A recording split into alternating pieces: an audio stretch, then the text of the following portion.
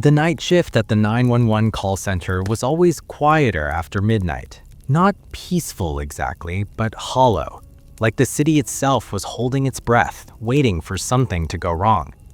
The fluorescent lights buzzed softly overhead, casting everything in that pale, lifeless glow that made even living faces look tired and unreal. I had been working dispatch for 6 years, long enough to know the rhythm of emergencies. Domestic disputes spiked early in the night, car accidents came in waves, drunk calls, prank calls, crying calls that turned into silence. By 2 in the morning, the phone usually rang less, but when it did, it mattered. That night started like any other. The monitors glowed, the coffee was stale. My headset pressed lightly against my ears as I leaned back in my chair, eyes drifting between the call queue and the digital clock mounted on the wall. 2:41 a.m. That was when the line lit up. No caller ID, no GPS data, no location pings. That alone was strange. Even blocked numbers usually came with some trace, some fragment of data. This line was blank, as if the call had come from nowhere. I hesitated for half a second, then answered. 911, what's your emergency? At first, there was only static, not the usual crackle of a bad connection, but something deeper, wetter, like wind pushing through a narrow tunnel. Then a voice came through. It was faint, distant, and layered. I don't think I'm alive anymore. I straightened in my chair. People say strange things when they're panicking. Shock does that. Dissociation, trauma. I had heard it all. So I kept my voice steady, professional. Sir or ma'am, can you tell me your location? The voice breathed in, long and shaky. I don't have one. I tried to tell the last operator that, but the line went dead. My fingers froze over the keyboard. The last operator? I asked. You're speaking to 911 right now. There was a pause. Then quietly, the voice said, Yes, I know. A chill crawled up my spine, sharp and immediate. Okay, I said carefully. Let's slow down. Can you tell me your name? Evelyn. The way she said it wasn't panicked. It was tired, like someone answering a question they'd already answered too many times. Evelyn, I repeated, are you injured? Yes. Can you describe your injuries? Another pause, longer this time. I can see them, but I can't feel them anymore. I glanced at my supervisor's station across the room. He was focused on his screen, unaware. The other operators were scattered through their own calls, the room filled with low murmurs and keyboard clicks. Evelyn, I said, keeping my voice calm, I need you to tell me where you are so I can send help. She laughed softly. That's the problem, she said. I don't think help can reach me. The static thickened, swallowing parts of her voice. I was driving home, Christmas decorations everywhere, red lights, green lights. I remember the sound of the horn more than the impact. Isn't that strange? My heart began to pound. Evelyn, I said slowly, do you remember the date? Yes, she replied, December 23rd. I looked at the clock again. December 24th. Evelyn, I said, choosing my words carefully, have you spoken to anyone since the accident? Yes, she said. A man in a uniform. He told me to stay calm. He said someone would be with me shortly. A paramedic, I thought. That made sense. What happened then? I asked. He stopped talking, she said. Everything got very quiet. Then I heard a ringing sound, and suddenly I was here, calling you. My throat tightened. I typed her name into the system. No record. No accident matching the description. No incoming reports from the area she vaguely described when I pressed her for landmarks. Evelyn, I said, I need you to listen to me very carefully. If you can hear me, that means you're still alive. Do you understand? She was silent for a long time. Then she said, almost apologetically, I don't think this is how this works. The static thickened again, and behind it I heard something else. Other voices. Whispers, crying, murmurs layered beneath hers, like dozens of people speaking just out of reach. Evelyn, I said sharply, are you alone right now? No, she replied. There are others here. They're waiting for turn. My blood ran cold. Waiting for what? I asked. To call, she said. They said the lines open sometimes, only for a few minutes. The call timer ticked upward on my screen. "Evelyn," I said, my voice barely steady now, "I need you to stay on the line." "I can't," she replied. "They're saying it's almost over." "Evelyn." "I just wanted someone to know," she said softly. "I didn't want to disappear without being heard." The static surged, roaring in my ears, and then just before the line went dead, she said one last thing. "You should check your call logs. This isn't the first time." The call disconnected. The line went dark. For several seconds, I just sat there staring at my screen, my heartbeat thudding in my ears. Then I pulled up the archived call records, and my stomach dropped. There were dozens of entries with the same blank caller ID, all logged during night shifts, all marked disconnected, and all tagged with a note I didn't remember writing. Caller claims to be deceased. The call floor never truly slept, but after midnight, it took on a different character. The fluorescent lights dimmed slightly, buzzing overhead like tired insects. Rows of empty desks stretched into shadows, computer monitors flickering softly with inactive screensavers. Only a handful of operators remained, their voices low, restrained, professional. That night, I was one of them. The first strange call came in at 2:17 a.m. It didn't ring like the others. There was no alert chime, no flashing notification. My headset crackled once, sharply, as if someone had snapped their fingers right beside my ear. Then a line opened itself. "911, what's your emergency?" I said automatically, posture straight, fingers hovering over the keyboard. Silence. Not the usual silence either, not background noise, not breathing. It was a thick, oppressive quiet, like the moment before a power outage, when the world holds its breath. Then I heard it. A woman's voice, faint and distant, as if coming through water. "I can't feel my legs." I typed rapidly, adrenaline kicking in. "Ma'am, where are you located?" There was a pause. A long one. "I'm still here," she said. "I think." Her voice wavered, stretched unnaturally, as if the words were being pulled apart before reaching me. I frowned, adjusting the headset. "Ma'am, I need your address." "I already gave it," she whispered. I scanned the screen. No address, no call metadata, no incoming number. The system showed the line as active, but empty. No origin point, no routing data. It was as if the call had materialized out of nothing. "Ma'am," I said carefully, "I don't see your location. Can you repeat it?" She inhaled sharply, and I heard something else then. Not static. Wind. A low, hollow wind, echoing as though rushing through a long tunnel. "I shouldn't be calling," she said. "They told me not to." "Who told you that?" I asked. Another pause. "The others." The wind grew louder. Beneath it, faint sounds emerged, distant voices overlapping, crying, whispering, some laughing, some screaming. My fingers trembled as I typed notes I didn't know how to classify. "Ma'am, are you injured?" I asked. "Yes," she replied softly. "Very." "What happened?" She said, "I was driving home. The light was green. I remember the radio, Christmas music, then noise." Her breathing became ragged. The wind roared now, rising and falling in slow, rhythmic pulses. "There was glass everywhere," she continued. "I couldn't feel my hands. I couldn't scream. Everyone was staring, but nobody was moving." Cold crept up my spine. I had heard hundreds of accident calls. The shock, the confusion, the panic. This was different. This voice wasn't panicked. It was resigned, as if the moment had already passed. "Ma'am, I'm saying slowly, when did this accident occur?"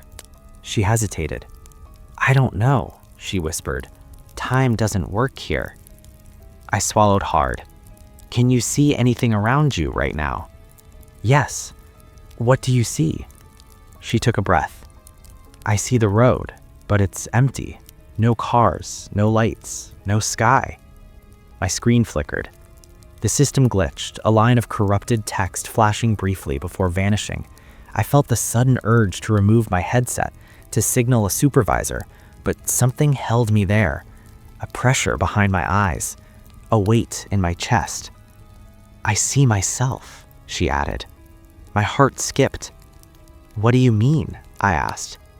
"She's still in the car," the woman said. "Her eyes are open. She doesn't look scared anymore." The wind abruptly stopped. The silence that followed was worse. "Ma'am," I said, voice tightening, "are you saying you can see your body?" "Yes." The word echoed in my ears. "I'm not inside it anymore," she continued. "I tried to go back. It doesn't work." My hands hovered uselessly over the keyboard. There was no protocol for this, no training manual page, no drop-down menu for the impossible. "Why are you calling 911?" I asked quietly. "Because the phone was still ringing, in the car. No one answered." A chill ran through me. She laughed softly then, a broken sound. "I thought if I called from here, maybe someone would explain." The fluorescent lights above my desk flickered. I glanced around the call floor. The other operators were busy, heads down, unaware, or pretending to be. "Ma'am," I said, "help is on the way." The lie tasted bitter. "No, it isn't," she replied gently. Her voice grew fainter, as if drifting away. "I can hear them again," she whispered. "They're saying I stayed too long." "Who is they?" I asked urgently. But she didn't answer.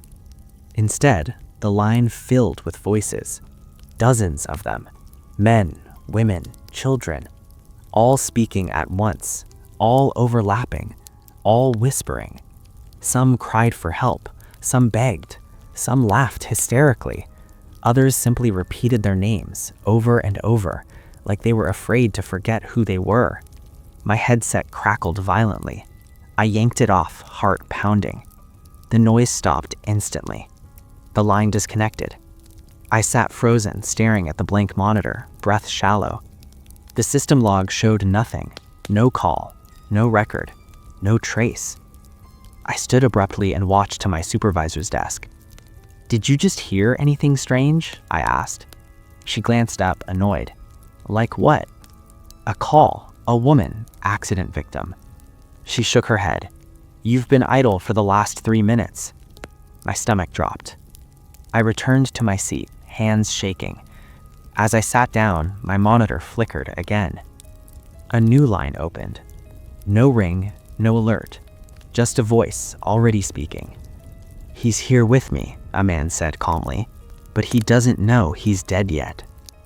I stared at the screen, dread flooding every nerve.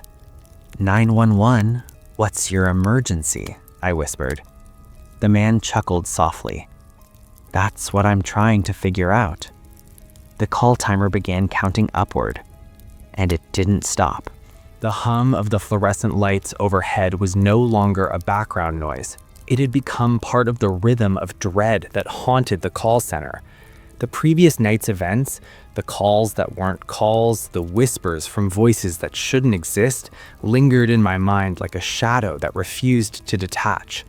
I couldn't shake the feeling that something had pierced the thin veil between life and death, embedding itself into our office like a parasite, feeding off our fear and attention.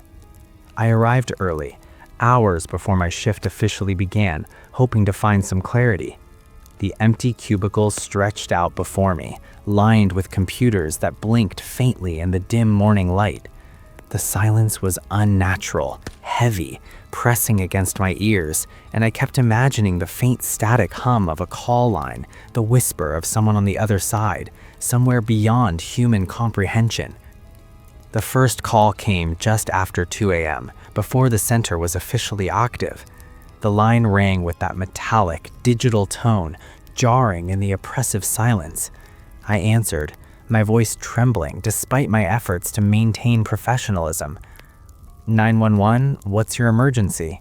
I asked, my words sounding foreign in the vast emptiness. The voice on the other end was faint, distorted, almost layered with multiple frequencies. It was a child's voice, fragile and trembling, yet threaded with the certainty of someone who knew far more than they should. "Help, I can't. They won't let me leave," it whispered. "Where are you?" I asked, heart pounding, but the line crackled violently as though something was interfering with the very air between us. The voice changed mid-sentence, morphing into something older, more tormented, a man who lived decades ago, or perhaps never lived at all. "They're everywhere. Can you hear them? They're watching, waiting. Don't pick up the next call." And then, silence. I hung up, shaking. My hands were clammy, and the fluorescent lights seemed to flicker in sympathy with my rising panic.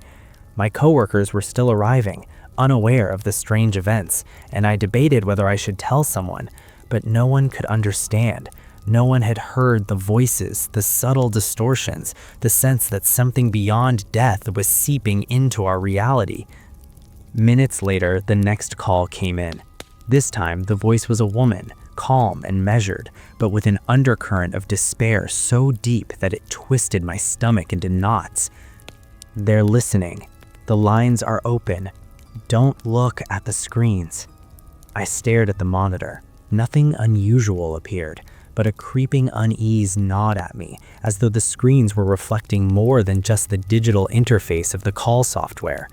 Shadows flickered along the edges of the cubicles, thin and fast-moving, vanishing when I tried to focus on them. The calls came faster, almost incessantly, overlapping in a chaos of spectral voices that could not exist simultaneously.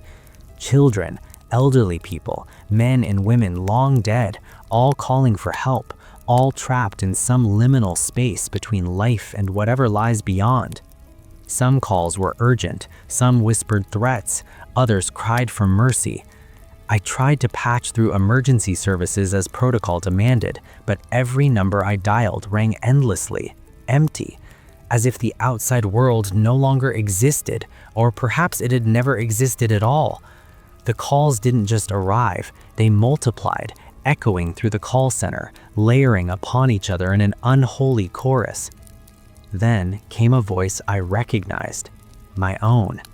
At first, I thought I was imagining it, my mind breaking under the weight of the terror, but the words were unmistakable, clear, yet distorted as if coming through a tunnel of static. "Don't leave. Don't." My heart skipped. I staggered back from the phone, my reflection in the darkened monitor staring back at me, wide-eyed, pale, but I hadn't spoken. Not yet. The other operators were starting to notice, their eyes darting nervously across their screens. One of them whispered, "Did you hear that?" But the words were swallowed by the next call, overlapping with voices from decades ago, some pleading, some screaming. Each voice seemed to contain its own timeline, its own agony, and together they wove a cacophony that defied comprehension. I moved from station to station, trying to isolate the source, but there was none. The calls were everywhere at once, coming from lines that weren't connected, from numbers that didn't exist, from places that could not be. The sense of being watched intensified. I could feel eyes on my back even when no one was there. Shadows clung to the edges of the cubicles, stretching impossibly, warping in ways that defied physics.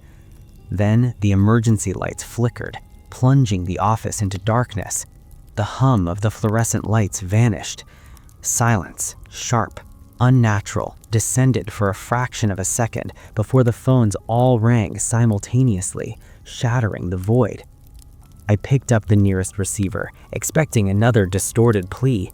Instead, the voice was a whisper, impossibly close, inside my ears as much as my ears. "You're next." I staggered backwards, my chair toppling, the sound echoing through the empty cubicles. The screens flickered, revealing impossible images, faces frozen in horror, hands reaching through the glass, mouths moving silently, calling my name. The calls were no longer coming from the phone lines. They were coming from everywhere, the monitors, the walls, the air itself. One of my coworkers screamed. I turned towards her, but her body was still, rigid, her mouth forming the shape of a silent scream. The shadows twisted around her, pulling her into the dark spaces between the cubicles. I lunged forward, but my hands passed through her as though she were made of mist. The phones continued to ring, relentless. The voices merged, chanting my name, counting down in numbers that had no meaning, yet seemed final. 3, 2, 1, you belong. A sudden force slammed into my chest, pinning me to the floor. My vision blurred, and I realized the shadows were moving with intent now, stretching towards me, wrapping around my limbs. The voices became deafening, overlapping memories and lives, crying for salvation I could not give. I tried to scream, but no sound emerged. My hands reached for a phone, any phone, but the lines were dead, silent, disconnected from reality. The whispers pressed deeper, a mental weight, a psychic claw digging into my skull. Faces flickered across the monitors, faces of the dead, of the missing, of those who had called and never been found. And then one face emerged more clearly than the rest, my own, pale and wide-eyed, screaming silently into the void. The office lights flickered again. Shadows retreated slightly as though satisfied by my recognition, but the phones continued to ring, the whispers continued, and I understood. The Un-11 Center was no longer a bridge for the living. It had become a beacon for the dead, and I was trapped, the next link in a chain of calls that never ended. I wanted to run, to escape, but the building itself seemed to have changed. Walls stretched, cubicles elongated, hallways twisted impossibly. Every exit led back to the phones. Every corner held shadows, and from every line, every receiver came the same urgent, desperate plea. Pick up, help us, don't hang up. I sank to the floor, clutching the receiver like a lifeline, though I knew it offered no salvation. The voices layered over each other, creating a rhythm, a cadence, a chant that filled my mind. Stay, answer, join. And in that moment, I realized the horrifying truth. The Un-11 Center had become a nexus, a place where the living and dead converged. Those who worked there were no longer just operators. They were guardians, intermediaries, prisoners. Every call from the afterlife demanded attention, every unanswered line a scream that could pierce reality. And as the shadows swirled closer and the whispers filled my mind completely, I understood. This was only the beginning. No one could quit, no one could leave, and the next call could be anyone, even me. The call center had changed. The fluorescent lights no longer flickered. They had dimmed to a perpetual gray, casting long, distorted shadows that twisted along the walls and ceiling. The building felt impossibly larger than it had before, hallways stretching into darkness, cubicles multiplying like cells in some living organism. Every phone line rang continuously now, an endless barrage of pleas, cries, and whispers that merged into a single overwhelming roar. I staggered down the central aisle, trying to make sense of the chaos. The faces of my coworkers, once pale and fearful, were now frozen in expressions of terror. Some sat at their desks unmoving, hands gripping receivers as though holding on to life itself. Others drifted like shadows along the aisles, faceless figures emerging from the corners of their eyes, their mouths opening in silent screams that reverberated inside my skull. The calls were no longer mere voices, they were entities. Each ring seemed to summon a presence, a fragment of a soul tethered to the mortal plane by some cosmic error. I answered one line, my voice shaking. 911, what's your emergency? The response was immediate, deafening, a chorus of overlapping voices, some shrill and desperate, some deep and hollow, some impossibly old, layered on top of one another. Help! Help! Don't let go! Answer! Stay! Static ripped through the line, burning my ears, yet the words persisted, insistent and commanding. The screen in front of me flickered violently, showing glimpses of faces, some recognizable, some grotesque, others utterly alien. Every person, every ghost, every wailing presence seemed to be trapped in the monitors, their eyes pleading for acknowledgement. I stammered back, nearly falling over a chair. The floor beneath me was shifting subtly as though alive. I could feel the hum of the building vibrating through my shoes, resonating with the chorus of the dead. It was then I realized the horrifying truth. The 911 call center had become more than a nexus. It was a conduit. Every soul that called, every line that rang had found its anchor here, and we, the operators, were now the gatekeepers. A hand touched my shoulder. I spun around. My coworker, Jessica, stood there, but something was wrong. Her face was pale, eyes unnaturally wide, reflecting the monitor's flickering light. Her mouth moved, forming words I could not hear. Then she raised the receiver to her ear, and the call echoed through the room.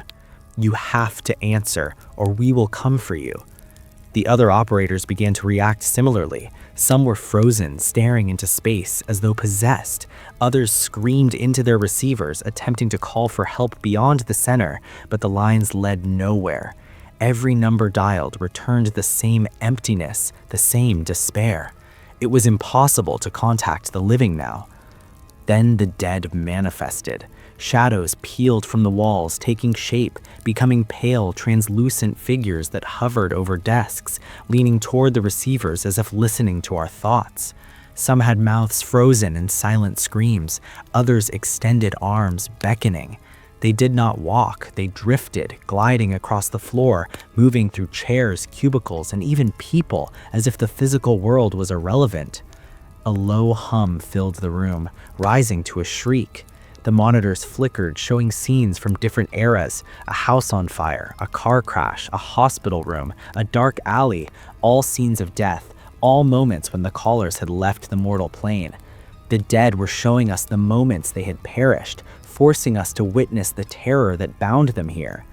I tried to turn away, but the chairs, the desks, even the walls seemed to twist and bend, forming a labyrinth that trapped me. Every direction I ran led me back to the central console. My heart pounded as whispers surrounded me. "Stay. Answer. Never hang up. You belong." I dropped to the floor, clutching a receiver with trembling hands, and the voice that came through nearly tore my mind apart. It was mine, my own voice, pleading, calling for help, echoing from the depths of the afterlife. "Help! I'm trapped! Don't let them take me!" I screamed, but the sound dissolved into the chorus. Shadows reached through the floor, pulling at my legs, while hands formed from mist clawed at my arms. The dead were no longer content with observation. They were attempting to claim us one by one, to add to the chorus of trapped souls. Somehow, amidst the chaos, I forced myself to my feet. I darted toward the exit doors, desperate to escape, but the hallways had multiplied and twisted. Doors led only to more cubicles, more monitors, more ringing phones. It was impossible to flee. I realized then that leaving was never an option. The building itself was alive, feeding on our fear, reshaping itself to ensure we could not escape. One of the monitors flickered and revealed a figure that froze me to my core, a faceless entity in the uniform of a 911 operator, standing behind the console. Its head tilted unnaturally, scanning the room, and then it moved toward me at a speed that defied reality. The whispers intensified, overlapping with hundreds of others. "You belong. Answer. Join." The shadows coalesced, forming a vortex around the center of the room. The dead surged toward it, rising into a mass of indistinct faces and limbs, all writhing, all pleading, all screaming. The vortex pulled me in, tugging at my body and my mind, pressing against my very soul. I felt myself slipping, consciousness fraying as the dead tried to anchor me to their world. Through the cacophony, I glimpsed the truth. The 911 call center was no longer just a workplace. It had become a trap, a gateway. Every operator who had answered the calls was now part of the chorus. Every soul that had not escaped in time would join the ranks of the dead. And I understood that this night was not an anomaly. It was eternal. As the vortex engulfed me, I saw their faces, the ones I had tried to help, the voices that had called for salvation. They were no longer asking for help. They were claiming me, binding me to their endless, unyielding limbo. My vision blurred. The monitors reflected my own terrified expression, twisted and doubled, multiplied into infinity. And then silence. For a moment, there was only darkness, the stillness of a place beyond time, beyond life, beyond reason, and I realized with a horror that sank to my core, I was no longer among the living. My voice, my existence, my mind, all had become part of the endless chorus of the trapped, echoing through the phones for the next operator, the next unwitting soul who would answer the call. The building hummed quietly. The phones began to ring again, one by one.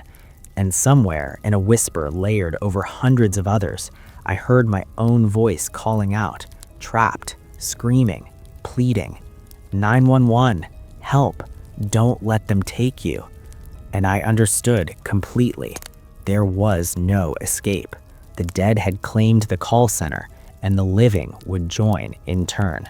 The building was silent, too silent. The phones, once a relentless chorus of agony, had stopped ringing for a fleeting moment, and in that pause, the weight of inevitability descended on me like a physical blow. I dared not breathe. Even the sound of my own heart pounding seemed to echo unnaturally in the infinite space of the call center. Shadows clung to every corner, stretching impossibly along the walls and ceilings, frozen in anticipation, watching, waiting. I stumbled toward the main console, desperate for some control, some way to reverse what had happened. Every screen flickered, displaying static, then faces, hundreds of them, twisted in terror, their mouths open in silent screams. And then one face stood out, my own. It stared back at me with wide, unblinking eyes, pale and hollow. The mouth moved, whispering, though no sound reached my ears. "You can't leave. You belong here." Panic surged, but rational thought had long since abandoned me. The dead, the voices, the shadows were no longer contained by the phones. They were all around me now, pressing closer, their forms solidifying, limbs brushing against me like icy tendrils. My coworkers had vanished, or perhaps they had been claimed first, swallowed by the void that now permeated the center. Every exit, every doorway, every hallway led me deeper into the same inescapable corridor of despair. The console rang once, loud, shrill, impossible. I answered automatically, hands shaking, and heard the voice I dreaded most, my own, distorted, layered with whispers. 911, help, don't let them take you. It was a warning, but it was too late. The shadows surged forward, enveloping me. I screamed, but no sound emerged. My body felt heavy, my limbs unresponsive, as though my flesh and bone were dissolving into the darkness that had claimed the call center. The phones rang again, endlessly, hundreds of them now, each one carrying a fragment of a soul, crying out for help, and I realized in a horrifying instant that I was becoming part of that chorus. The dead circled me, faceless and unyielding. Their whispers merged into a single deafening voice, chanting, "Answer, stay, join." I clawed at the floor, at the desks, at anything solid, but the shadows pressed harder, pulling me into a vortex of blackness and static. I felt my consciousness stretching, splitting, becoming one with the network of voices, one with the endless calls. My memories, my fears, my identity, all were slipping away. Through the chaos, I caught glimpses of the people who had called before. Some were children, some elderly, some people who had died decades ago. They reached out from the monitors, from the walls, from the very air around me, dragging me into their reality, pulling me toward their eternal suffering. And I understood. I would never leave. The call center had claimed me. My voice would be the next that echoed endlessly through the lines, calling out to the living, ensnaring anyone foolish enough to pick up. I tried to scream again, to resist, but the sensation of being unmade was overwhelming. My body dissolved into the shadows, my hands into mist, my eyes into the countless reflections in the flickering monitors. I was no longer an individual. I was part of the chorus, a fragment in the endless network of the dead reaching through the phone lines. The final thought before the darkness consumed me completely was horrifyingly clear. I had become the next call. My voice, my fear, my plea would now haunt the living, just as I had been haunted. There was no end. There was no escape. Somewhere in the infinite echo, one final whisper lingered over hundreds of others. 911, help, don't hung up. And then, silence. The call center returned to its normal hum. The fluorescent lights flickered faintly, the monitors glowed softly, and the phones sat on the desks. Everything appeared as it had before, utterly normal. Yet the air held a weight, a subtle dread, a whisper of the horrors that had transpired. It waited for the next shift, for the next operator, for the next curious soul to answer the call. And when that person picked up, the cycle would begin again. There was no escape. There never would be.